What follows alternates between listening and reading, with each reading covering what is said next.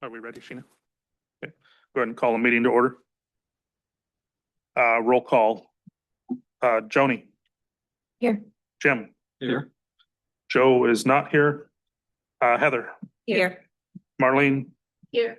Cindy. Here. And myself, Jared, is here. Approval of the agenda. Do I have approval of the January 29, 2026 hospital board agenda? I move to approve. I'll second. All in favor? Aye. Approval of the December 4th, 2025 hospital board minutes.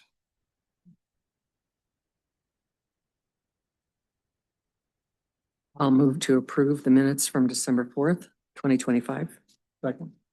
All in favor? Aye. Visitors' comments. None submitted. Board member comments.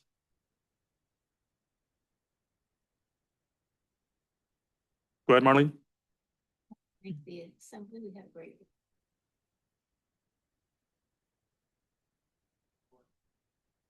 Push the mic in. There you go. Would you like to repeat that? There you go. I want to thank the Assembly for the excellent work session we had with them on Monday night. Thank you. Any other comments?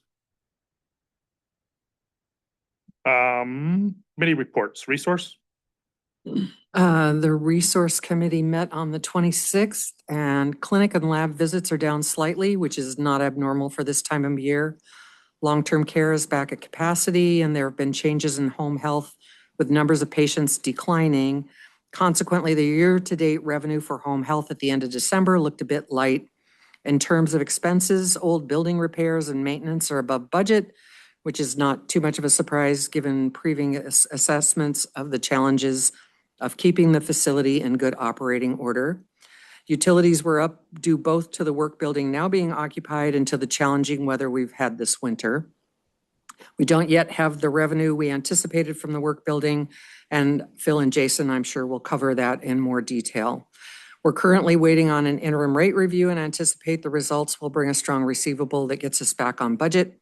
The scope clinics also have not yet happened and we are down one position. So these have also influenced the amount of revenue generated to date. And the PMC business office resourcing is working well. However, and our investments continue to perform well. The balance sheet looks good and days cash on hand are currently over 123. And I went back through old cash on hand notes and was trying to make some comparisons, but as I had a conversation with Phil before the meeting started, that can vary wildly, but we are in good standing right now. Any questions on that report? Thank you, Cindy. Long-term care quality. Long-term care quality met this month. Same issue of the struggle to keep the facility warm enough during the cold snap that occurred in December. One radiator did fail, but the patients were able to be kept warm. Long-term care is full. There's been some turnover in the last couple months. Discussion of when there is turnover to take advantage of that time to inspect the rooms and see if there's anything substantial that needs to be upgraded before somebody else moves into them. They looked at the problem list and progress made on many items that could be removed from it, and others are ongoing. Still working on getting the new falls detection systems up and running. Questions on that report? Thank you, Marlene. Critical access hospital quality. So the Critical Access Hospital Quality Committee met January 21st. They reviewed the quality of program shares by department heads. One change to note, home health has been combined with the Critical Access Hospital Quality Improvement Committee to better share improvement and resources. As the Emergency Preparedness Committee completed their annual reviews for all locations, home health has now been included with the new HVA down on the main campus. Action items were reviewed by the committee. One item, the sewer line was closed out to plan to continue preventative maintenance as opposed to any large-scale repairs because they're not viable. The committee continues to monitor access to care, noting that specialty clinics such as endocrinology, dermatology, audiology, et cetera, increase clinic visits in those months when offered. And looking forward to the Scopes Clinic occurring February 5th through 6th. It's going on the schedule. The clinic is experiencing an uptick in no-shows and is working to address this by updating reminders and via phone calls and text messages and looking at other tools. The 2 occupational therapists recently hired by rehab staff are on board, which is helping decrease the length of wait for physical therapy care. And interviews are happening for the 2 vacant physical therapist positions. So hopefully a couple months and the wait list will go down and workload will ease. And then just a few topics that kind of randomly stood out, but the new morgue fully in use, some small updates still needed to be made in the room with plans to have the police department and state trooper tour the new facility. Shipping is causing issues at times when it comes to shipping time and temperature sensitive materials. It can become problematic. And it's cool the lab was able to offer alternative shipping method possibilities as the clinic works to find other avenues to get materials here, timely manner that can be usable. And then radiology, lastly, has shifted to digital image sharing with other facilities. And it's just impressive. Outside of the major hospitals in Seattle and Anchorage, PMC has sent images to over 53 hospitals in the past year. So thank you. Any questions for Joni? Thank you for that report. Kinderskog Youth Programs? Yes, the Kinderskog and a group of hospital staff and advisory representatives gathered to share ideas for the Kinderskog and youth programs and to develop goals for the year ahead. And from that conversation, we focused on 6 areas of concentration: community connection and camp culture, reach and awareness, education and empowerment, advocacy and sustainability, training and professional development, and environment and facilities. And within each of these, we came up with 3 to 6 items to focus on and the metrics to be able to advance the goals and measure the progress that we made in achieving them. And it's an ambitious outline, but we feel it's achievable and will serve the program well. And some of the goals from the program include establishing credit for service in the PMC youth programs for program interns.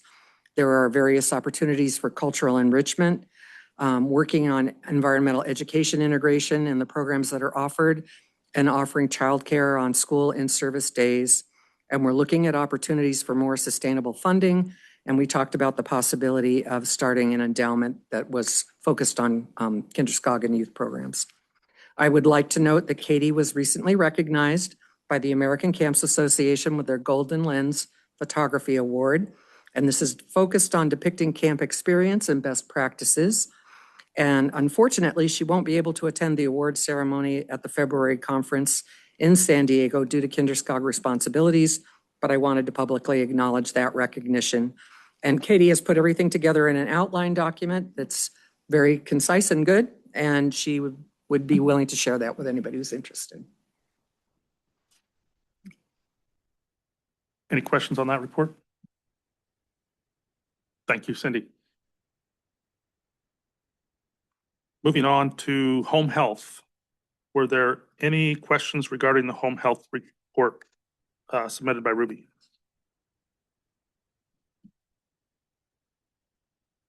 No questions, but hang in there. It's an important program, and there are a number of folks that are looking for ways to help assist and make that, advertise that.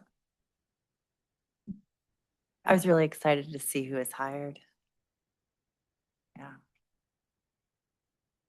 Thank you, Ruby, for that report. Human resources, did we have any questions regarding that report? I had one question, and this might already be done, but in the percentage assigned to terminations over the course of the year, is that broken out by departments, and does that have utility? I imagine so. But I was It can be. curious. I did not break it out by department. I just gave you a full total. It's just it's the whole facility as a whole. So it's only people we've hired. It did not include travelers. So the percentage is the amount of when you take the percentage. And actually, Paylocity, our system, gives us the percentage, so it's pretty easy to come up with. Not to, it's only if there's utility in seeing by department where the turnover is. I can run that and I can make sure it's in the next report. Oh, I'm sorry. only if it's useful. No. We do look at it. Phil likes to look at it. He can actually look at it himself because he's a super user on the Paylocity system. So he can always check and see like which department is having a large turnover or, you know, is there a pattern or something of that nature. And Cindy, I noticed that we're up to 22 apartments. Are those rented year round? Not all of them. We did rent one, so that was just for the time period, say October through April, I think, to cover us through the holidays and stuff. So every once in a while, somebody who owns a bed and breakfast may contact us and say, hey, would you like to rent? And we did take them up on it just because we needed the place. But generally, we try to, if we have a lease, we try to do a year-long lease. We try to include utilities and internet if we can, so that it's just all together. And it goes pretty well as far as the rentals go. We have very nice landlords as far as the people who own the rentals here. Some are through the realtor and some are direct with us. Thank you. Any other questions for Cindy? Thank you for that report, Cindy. New facility.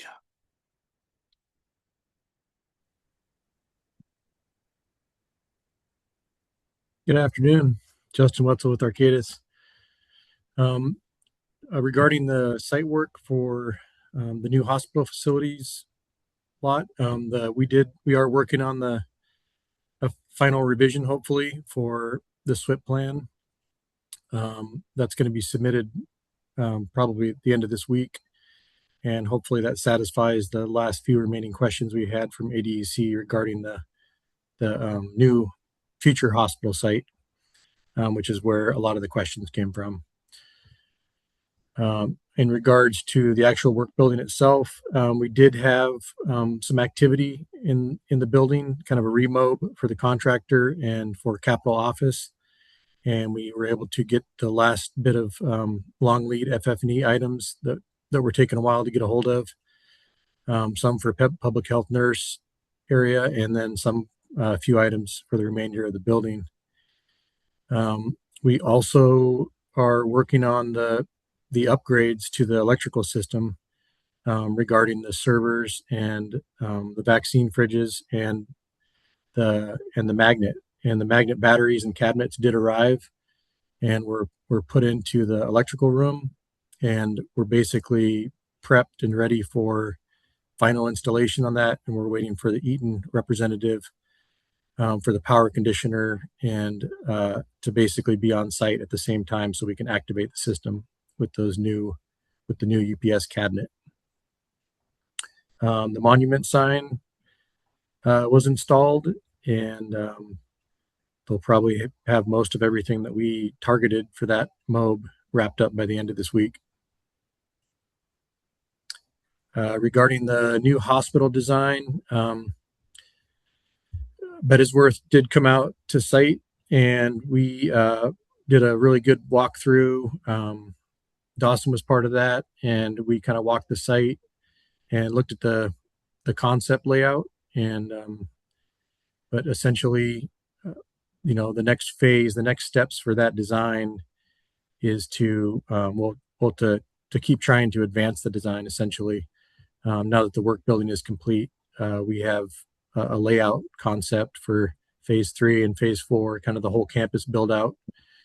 But the next step for that would be to hopefully get some additional funding for moving that concept forward into a more advanced design as things develop. So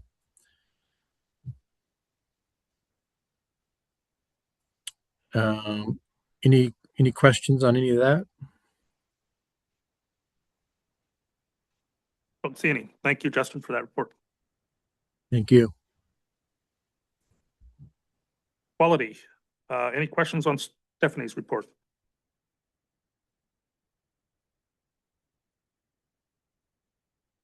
Thank you, Stephanie, for that report. Infection control. Any questions on Rachel's report?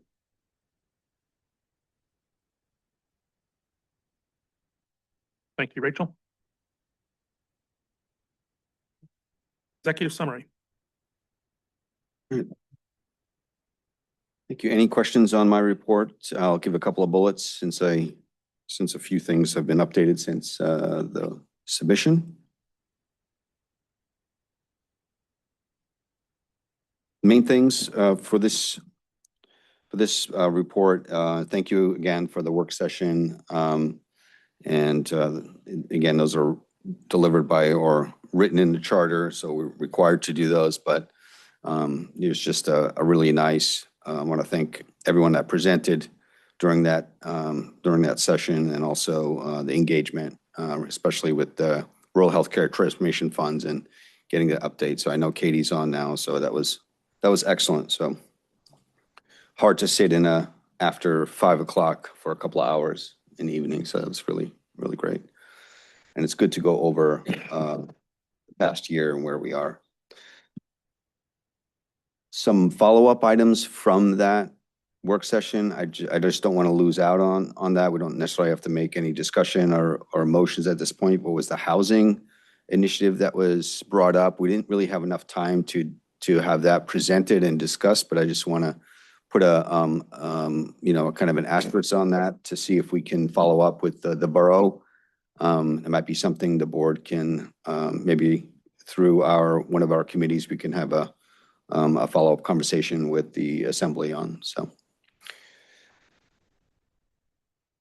I had the opportunity to participate with the Talk of Alaska this week. Felt very honored to be part of that group. It was Commissioner Hedberg, Dr. Zink, and myself. And we were on live for an hour, which felt like 10 hours.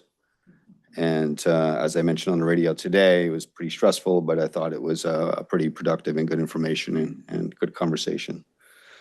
That's still an evolving situation with the Rural Healthcare Transformation Fund. So we'll update the board monthly on this. We'll definitely make a placeholder on that. You know, the information that was presented on Monday by Katie, really no new information at this point, but we are waiting for the portal to open. We have our projects listed. We have our letter of intents that Katie and I discuss related to those projects. The thing to remember is that it sounds wonderful, and there's a big chunk of money that could potentially be garnished or brought into transformation. However, we have to spend that money. We have to make sure it's appropriately and responsibly utilized in that year when we're utilizing these projects too. So being very judicious and careful with that.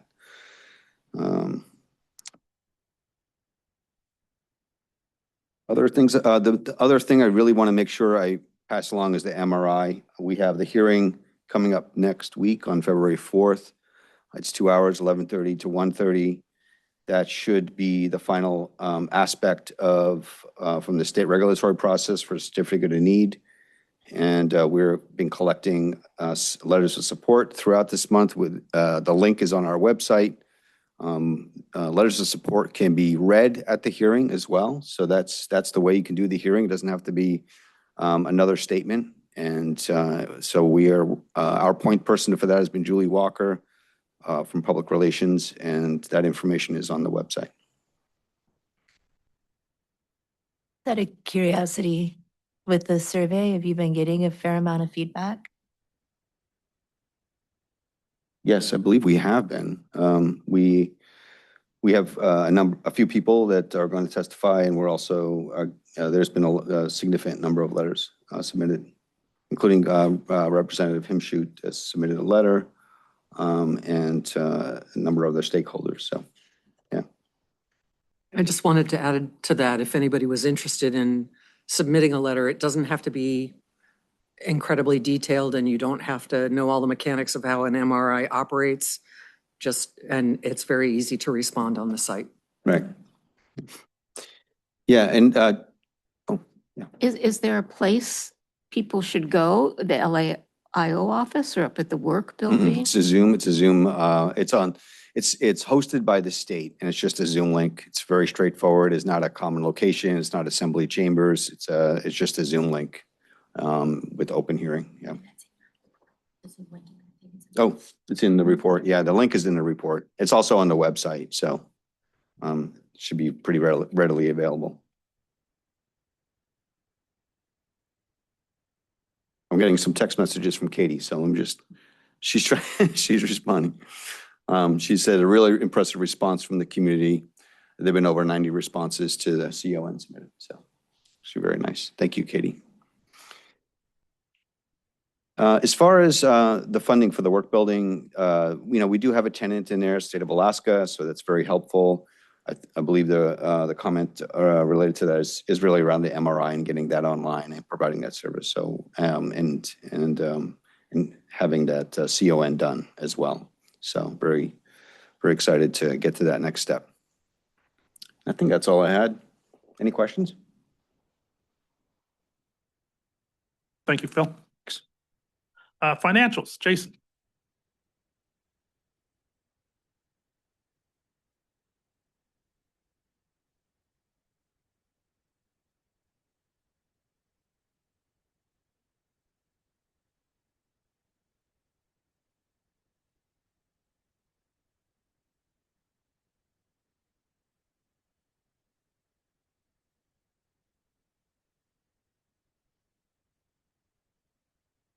Just let him know he's.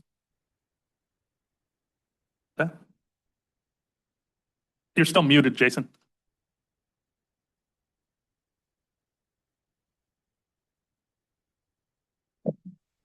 Sorry about that. I was halfway through my presentation. Oh, well, thank you. It was going quick. Sorry about that. No I should have done a mic check. So I just was saying that I'm going to go through the income statement fairly quick. I'm going to look at the year-to-date numbers since, we haven't presented the November and the December, and I wanted to keep as much time for our auditors to give the year-end financial statement. So I apologize for being nervous and missing that mute button. So, okay, here we go. Total gross patient revenues, you can see is 16.8 million. It's compared to a budget of 16.4. So we're about 370,000 above budget, and we're 6% above last year. So inpatients down a little bit, outpatient a little bit as well. Long-term care has been very busy through most of these months and is back up again. So deductions running a little higher because revenues are a little higher. Cindy had commented that we have to do a mid-year correction as we get the interim rate review done. We have additional expense because of the work building, and that will probably reduce our contractual adjustments and release a little bit more to the bottom line and help us get caught up. Here we're showing that we're off budget by about $378,000 on net patient revenues. 340B is outperforming budget. And of course, the prior year, we didn't have much at this time in the prior year. PERS in-kind is above budget because of the work building. Grants are coming in as expected. Other revenue is coming in as strong as well. Expenses, I'll just give a recap. So we're running high in expenses due to the higher patient volumes, things of that nature. Employee benefits are a little high, and utilities are a little high. Wages are close, contract labor, but we're about 743,000 above our budget. So we'll need to do probably a budget amendment when we propose the budget here in May.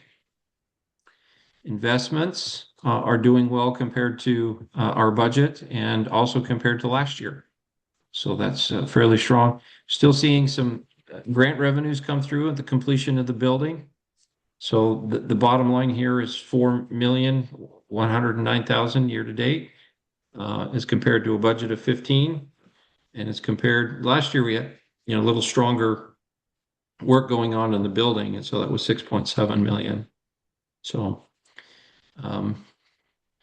we look at our our cash balance. There's 2 million in an operating account, and there's 2 million in our short-term investments. And there is, let's see here, there's 4.7 million in our long-term investments. So our days cash on hand is sitting at about 122 days. That would help us to address any kind of a sudden shock to our cash flow. Happens on occasion over the industry over the years. I've seen it. Insurance companies get attacked and they can't process payments, things of that nature. So it's important to have basically 4 months of revenues on hand to keep the organization going in the event of cash flow issues. So everything else is looking good. Cindy did a great job at explaining the various things that are going on. Of course, we're going to wrap up the budget tonight with the report here shortly. Cost report was submitted here in about a month. This coming month, we'll get started with the budget for this coming year. So all projects are on schedule. Let me go ahead and introduce Sean Johnson with DZA. He and his team prepared the financial statements. All right. Thank you, Jason, for the introduction. Thank you, everybody, for having me. I'm just going to share screen really quick. All right. So I'm going to be presenting to you your audited financial statements for the most recent fiscal year end, June 30, 2025.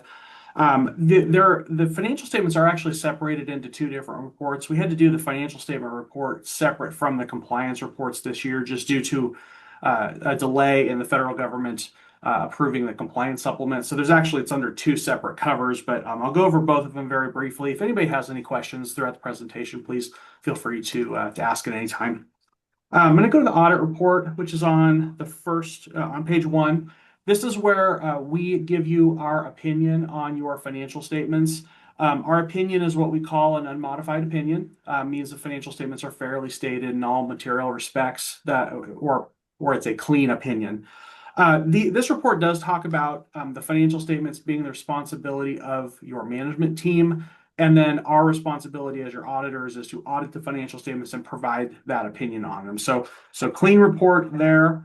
Go to the financial statements. Like I mentioned, this was for the last fiscal year. So the first statement is a statement of net position, or informally the balance sheet.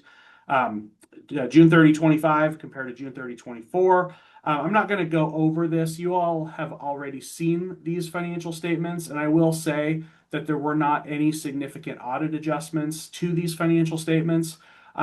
There were some adjustments. The most significant one was related to how your participation in the Alaska PERS for both pension and other post-employment benefits had flowed through your financial statements. That adjustment was made based on assistance from us during the audit process, but that was really the only significant change that was made from the financial statements that you all had already seen. So I'm going to go ahead and skip through the statement of net position. I will cover the statement of revenues, expenses, and changes in net position, very high level, mostly just to show on your net patient service revenue. So this is the net after contractual adjustments. Did have a pretty sizable increase from 24 to 25. And that drove the overall increase in your operating revenues about 19%. So that's a pretty good increase from 24 to 25. On the expense side, you can see that the biggest drivers of expense changes were, one was employee benefits. Now that is almost all related to the impact of the Alaska PERS on your employee benefits. In 25, it was about a $1.6 million increase to expenses. And in 24, it was about a $1.7 million decrease to expenses. So that's why the employee benefits look so different from year to year. And that's just has to do with how the overall pension system performs, how their investments are performing compared to their expectations, and then also the actuarial experience for benefits. Overall, your expenses increased 31% from 24 to 25, resulting in an operating loss of about $159,000 compared to that operating income of $2.2 million. From non-operating, really the only item of note here is you can see the CARES Act employee retention credit. You all applied for that credit. So the revenue was recorded when you made that application and you determined that you qualified for the credit. The cash had not yet been received as of the end of your fiscal year, June 30, 25. But because you made that application during the year, it was recorded as revenue in anticipation of it being received. Capital grants towards the bottom, about 13.3 million. Most of that was related to the grants for the work building. And then so overall, your change in net position is about 15.5 million. I think the most significant amount just for managing and governing the organization really is your operating income, not necessarily the change in net position, because it's so heavily impacted by those capital grants. Statement of cash flows, just very briefly. From operating activities, you generated a positive $2.6 million of cash compared to $684,000 in the previous year. So a good improvement there. From non-capital financing activities, you can see most of the activity there is the capital grants coming in and then using that to pay for mostly the work building and other capital assets. And then payments being made on your leases and subscription liabilities. From investing activities, you can see that you had some investment income and then some reinvestment of that income back into investments. So overall, your change in cash was a positive almost $2.3 million from 24 to 25. Moving on to the notes. I'm not going to go over the notes in your financial statements, but I always just like to point out that they're here to give context to the readers of your financial statements. And just to provide additional information. So the first page talks about who you are. You are a component unit of the Petersburg Borough. You also have a foundation, which is included in these financial statements. Then we go through a couple pages of accounting policies. This just tells the reader how you account for transactions, either by election or by requirement that you're accounting for transactions in accordance with accounting standards. And then we've got a lot of detailed schedules in your financial statements that I am not going to go over in the interest of time. I do want to point out very briefly on page 18, you can see on the net patient service revenue, we do separate that out by payer. And so you can see the biggest driver of your increase was actually the Medicare program for the fiscal year. All right, I'm going to move to page 41 on these statements. We have a second audit report. This report is related to our audit of your internal controls. Because you're a governmental entity, you are required to have your auditors look at your internal controls and then also report any weaknesses that we would classify as either a material weakness or a significant deficiency. And this report is also a clean report. We have no findings to report here. I'll pause real quick as if anybody has any questions while I move over to the next piece. Don't see any. Okay. I'm going to go over the financial indicators next. So the financial indicators is where we have taken your financial information and compared to the previous fiscal years. And we've also compared to some peer hospitals.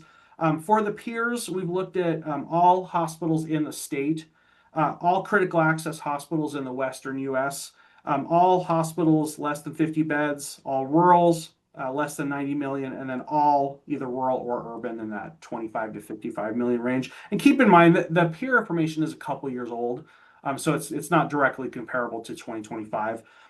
This first graph is your total margin. So this is the total change in net position divided by total revenues. And like I mentioned before, this includes the capital grants. So this one's not as useful, but just the reason why all your numbers from 24 and 25 are so high is because of the influence of the capital grant. So I'm just going to move to the next one, which is operating margin. And this is showing you your overall operating income or loss divided by your operating revenues. For your 3 fiscal years that we have here, we did calculate the overall, and then we did a separate calculation where we backed out the impact of your participation in the PERS pension and post-employment benefits. And so if you look at the second bar, the fourth bar, and the sixth bar, that I think shows a very good trend of where you were in 2023 and how you've improved your situation into 2024 and how you've improved it even more into 2025. Now, the participation in the PERS is not really anything that you have any direct control of from year to year. So that's why we backed it out, just to show what your operating margin looked like over those 3 years without that. And you can see that very positive trend from 23 through 25. So I think that's just a good thing to point out. Your days cash on hand. So this was the June 30, 2025 number. You were at 113. We do include the investments that are limited by the board in this calculation. So just for clarification, we like to see this at about 100 days cash on hand or higher. Jason just mentioned 4 months. So a little bit more conservative than what we typically recommend, but I definitely support that too. And you can see as you can see the trend here as well, that your cash has grown from 80 up to 113 from 23 to 25.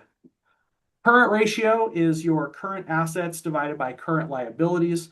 So this is this is showing you how well can you pay off current liabilities or current obligations, things that are due in the next year, with available current resources. So either cash, collectible accounts receivable.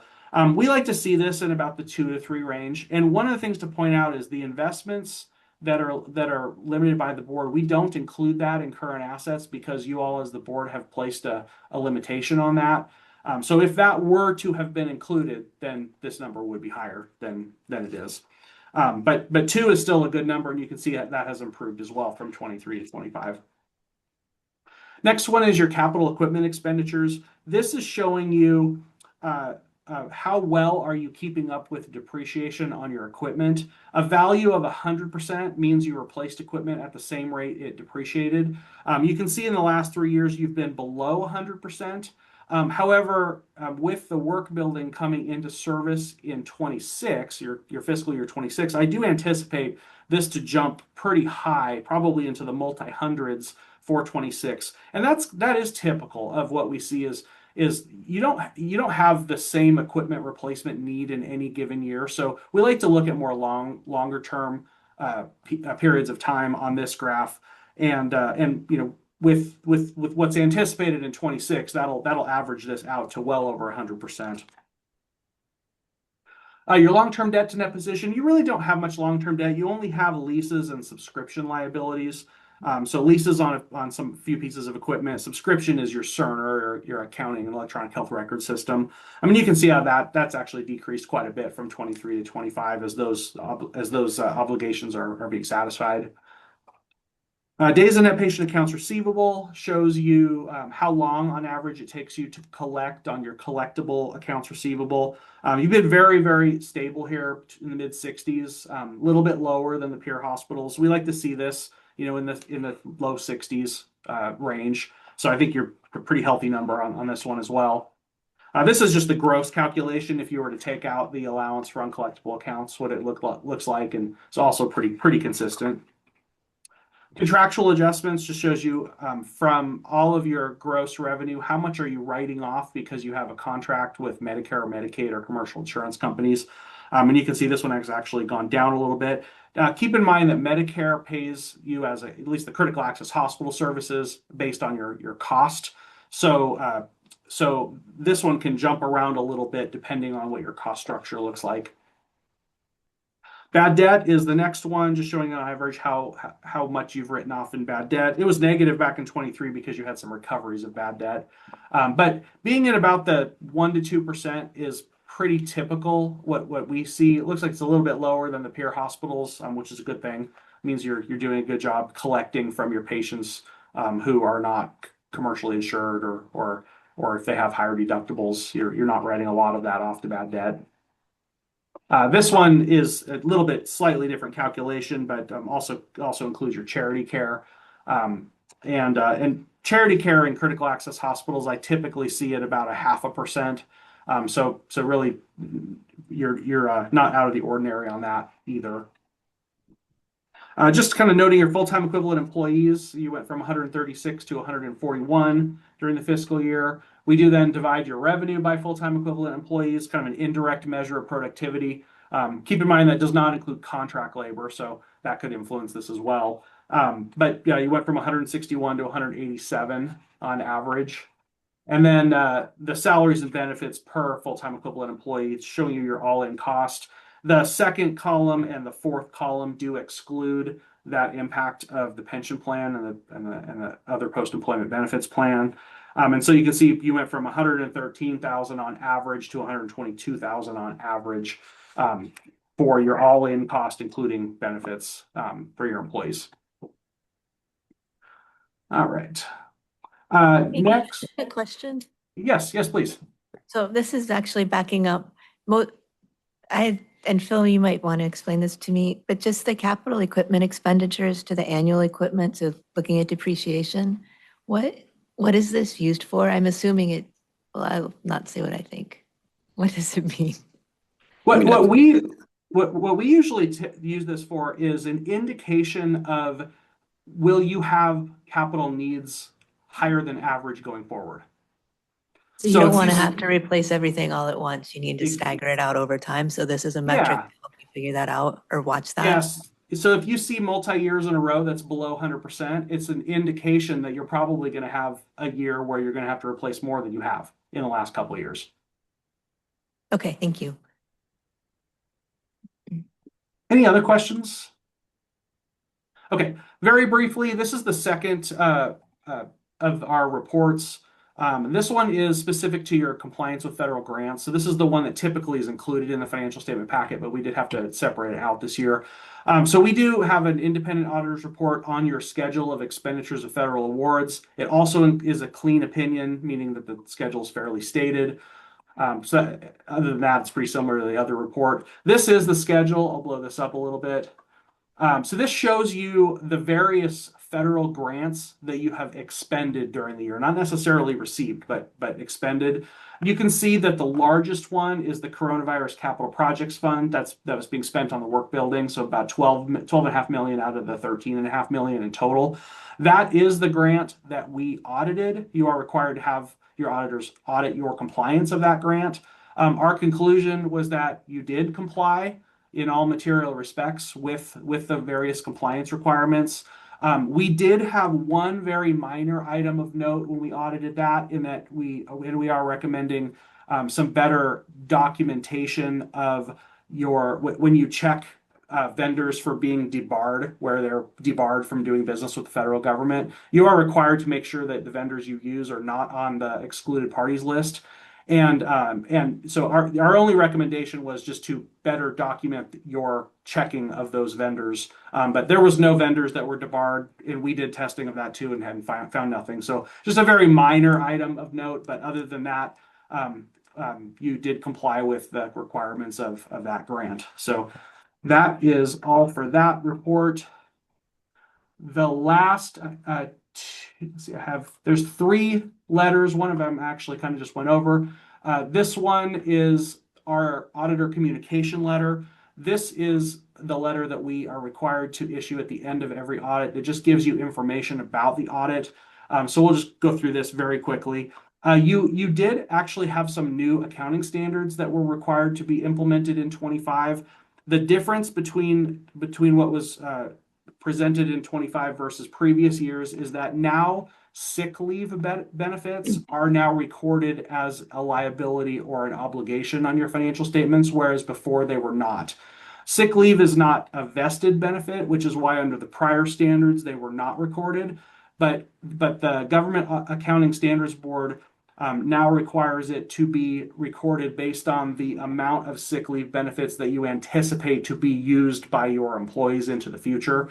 So that was estimated. It was about a $277,000 addition to liabilities on your financial statements. We also went back and restated 24 to be in compliance with these standards as well, which is what's required to be done. You do have estimates in your financial statements. The most significant of those are the allowance on your accounts receivable for uncollectible accounts or contractual adjustments. That's an estimated amount of what you would expect not to collect, so that the net patient accounts receivable is what you expect to collect. Your third-party payer settlements, which is your Medicare settlements, are also an estimate because they do get audited by the MACs, and the actual settlement could be different than what's been estimated. And then all of the accounts and balances related to your participation with the Alaska PERS, that's also an estimate. It's based on estimated actuarial information, estimated performance on investments. So there's a lot of estimates in there. On the next page, it talks about, if we had any difficulties in the audit. We did not. We also did not have any material audit adjustments, like I mentioned before, which in my opinion, that's the most important paragraph on this letter. That means that those financial statements that you all are getting on a monthly basis are accurate. And we have not come in as your auditors at the end of the year and made a bunch of changes to those. So very, very good news there. We did not have any disagreements with management during the audit. Weren't aware of management reaching out to any other CPA firms on any issues. The kind of the last paragraph talks about there's a lot of required supplementary information, a lot of it having to do with there's a lot of pages of the pension plan. That required supplementary information is not actually audited. The notes are audited, the financial statements are audited, but those supplemental schedules are not, with the exception of the schedule of expenditures of federal awards, which is audited. The last section here talks about our risk assessment process. So we are required to assess risks of the areas that potentially could be incorrect in your financial statements or controls that weren't being followed, essentially. And so what these are is the risks that we assessed, and what we did with those is we then developed audit procedures to make sure that everything is going okay. So these are the highest risk areas, and so the areas that we hit the hardest during the audit. So management override of controls, we assess that as a risk in every audit we do. So this is not unique to you. And it's just because internal controls rely on people to perform duties, and people can override those duties. And so we assess that in every audit. The next two have to do with the nature of them being accounting estimates. So the accounts receivable and your third-party settlements. Anytime you have estimates, there's always the potential that management could be biased in making those estimates to skew the financial results. So we always look at estimates very heavily. And so we had no issues with any of the estimates. The employee retention credit, what we consider that a significant and unusual transaction, because it's not something that you're able to apply for or get in every day. And so we made sure that the application was made correctly, that it was calculated correctly and such, and no issues with that. And then the implementation of the new accounting standard for the sick leave. Anytime you have a new accounting standard, there's always the risk that management either didn't implement it or implemented it incorrectly. And so we also had no issue with that. The last piece I'm going to go over is we had two advisory letters. This one I already mentioned, just compliance with the debarment requirements.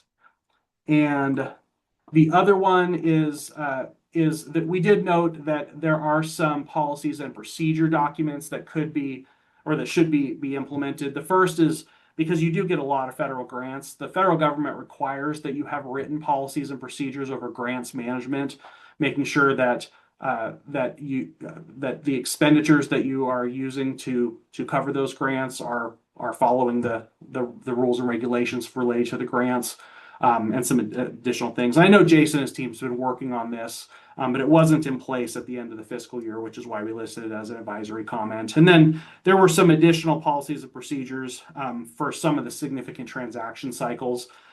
For example, the review of manual journal entries, the estimates for the accounts receivable and the third-party payer settlements, and then also how the schedule of expenditures of federal awards is prepared. So just making sure that going forward, you have written policies and procedures over how all those transactions are recorded, and then the review process.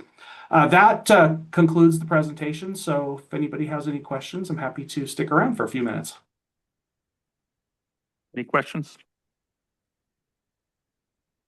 I don't see any. Sean, thank you for that. My pleasure. Thank Yes, you, sir. everybody. And Jason, did you have anything else?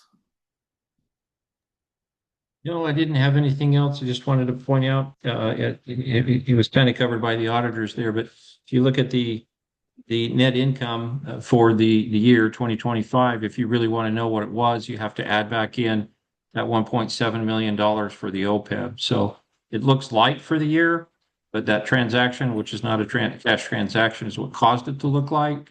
The real performance to look at is the fact that 3 years ago, we had a negative operating margin. Last year we had a 2%, and well, 2 years ago we had a 2%, and then last year a 5%. We've been rebounding post-COVID. That's all I wanted to comment on. We'll get those policies and procedures in place here shortly. Thank you. Thank you, Jason, for your report. Moving on, there's no old business, new business. Petersburg Medical Center, Petersburg, Alaska, Resolution 2026-01, a resolution affirming continued support for the phased development of a new hospital facility in Petersburg, including the certificate of need process. And I will read this document. Board Resolution 2026-01, a resolution affirming the continued support for the phased development of a new hospital facility in Petersburg, including the certificate of need process. Whereas the Petersburg Medical Center Board of Directors and the Petersburg Borough Assembly recognize the ongoing importance of ensuring reliable access to high quality, safe, and sustainable healthcare services for Petersburg Borough residents and visitors. Whereas in 2021, PMC adopted Resolution 2021-01, a copy of which is attached hereto as Exhibit A, expressing its support for the initial planning for new healthcare facilities to be developed in phases. Whereas since adoption of the 2021 resolution, PMC acknowledges that the project is actively underway and continues to progress consistent with the phased approach previously supported by the Assembly. Whereas PMC has continued to advance the project through a public engagement and planning activities, including preparation and submission of a certificate of need application to the Alaska Department of Health. Whereas the Assembly has passed a resolution continuing to support PMC as it proceeds with subsequent phases of project development. And whereas PMC recognizes that the project remains subject to applicable state and federal regulatory approvals, including the CON process and the PMC's ongoing participation and compliance with those requirements. Now, therefore, be it resolved, the PMC Board thanks the Assembly for its resolution affirming continued support for PMC's planning for the project, reaffirms that the project is intended to preserve and strengthen access to essential healthcare services for the Petersburg Borough residents and visitors, acknowledges and supports the submission of the CON application for the Wellness Education Resource Centers, Hospital Administrative Support, and Outpatient Services Building and MRI suite portions of the project as a significant planning milestone. Reaffirms its commitment to ongoing compliance with and participation in the state of Alaska's CON process related to the project. Authorizes PMC management to take such administrative and procedural actions as may be necessary to support regulatory review of the project, and affirms its intent to continue coordinating with the Assembly and to keep the Assembly informed regarding material developments related to the project. Do I have a motion for that? I move that we affirm Board Resolution 2026-01. There's a motion, a second. Do you need roll call or is it a hand vote? Okay. All in favor? Aye. Aye. Thank you.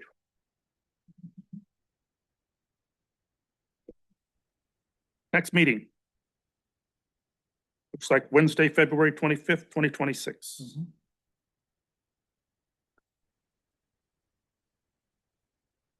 That is a Wednesday, not a Thursday. Correct.